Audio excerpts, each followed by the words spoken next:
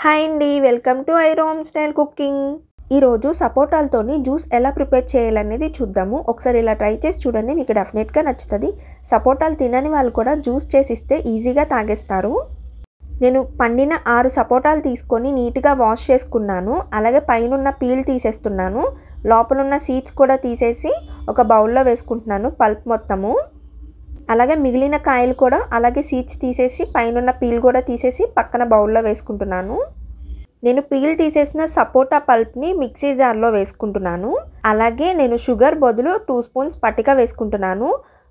సపోటాలు స్వీట్ని బట్టి మీరు షుగర్ అనేది ఎక్స్ట్రా వేసుకోవచ్చు. అలాగే నేను ఇందులోకి 3 ఐస్ క్యూబ్స్ వేసుకుంటున్నాను. పాలు పోయకుండా ముందు స్మూత్గా గ్రైండ్ చేసుకుందాము. గ్రైండ్ అయిపోయింది కదా, మూతొప్పించేసి చూద్దాము. ఇప్పుడు నేను ఇందులోకి 1 గ్లాస్ కాచి చల్లార్చిన పాలు పోసుకుంటున్నాను. అలాగే 1 గ్లాస్ వాటర్ పోసుకొని మూత పెట్టుకొని స్మూత్గా గ్రైండ్ చేసుకుందాము. గ్రైండ్ అయిపోయింది కదా, మూతొప్పించేసి చూద్దాము. సపోటా జ్యూస్ రెడీ అయిపోయింది కదా, ఇప్పుడు గ్లాసెస్లోకి సర్వ్ చేసుకుందాము. పిల్లలకి సపోటాలు అంటే ఇష్టం లేని వాళ్ళకి ఇలా జ్యూస్ చేసి ఇవ్వండి, ఈజీగా తాగిస్తారు.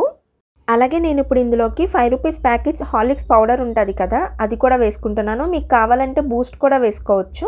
నా దగ్గర హార్లిక్స్ ఉన్నది కాబట్టి హార్లిక్స్ వేసుకుంటున్నాను. అలాగే గార్నిష్ కోసం నేను పైన జీడిపప్పు వేసుకుంటున్నాను. అంతేనండి, సింపుల్గా ఇంట్లోనే సపోటా జ్యూస్ ఎలా ప్రిపేర్ చేయాలనేది చూశారు కదా. ఒకసారి ఇలా ట్రై చేసి చూడండి, మీకు డెఫినెట్గా నచ్చుతుంది.